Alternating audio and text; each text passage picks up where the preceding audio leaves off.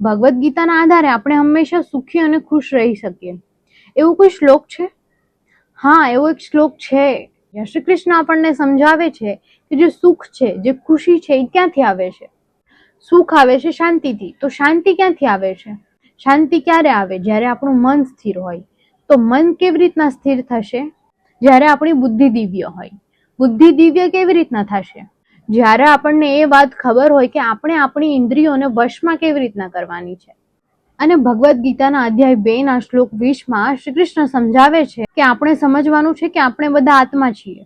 અને જ્યારે કોઈ વ્યક્તિ આ વાતને સમજી લે કે મારે તો આધ્યાત્મના રસ્તા પર જ ચાલવું છે, એને ફોલો કરવાનું છે, તો આવું વ્યક્તિ હંમેશા સુખી રહી શકે છે. અને જે પોતાના સુખ દુઃખની પાછળ ભાગતા રહે છે, સુખને બહાર ગોતવાની કોશિશ કરે છે, અને જે આપણા અંદર જ છે પણ આપણે એને અંદર જોતા નથી કે સુખ ક્યાં છે, સમજાવ્યું. તો આ શ્લોકનો અર્થ એ જ છે જે મેં સમજાવ્યું.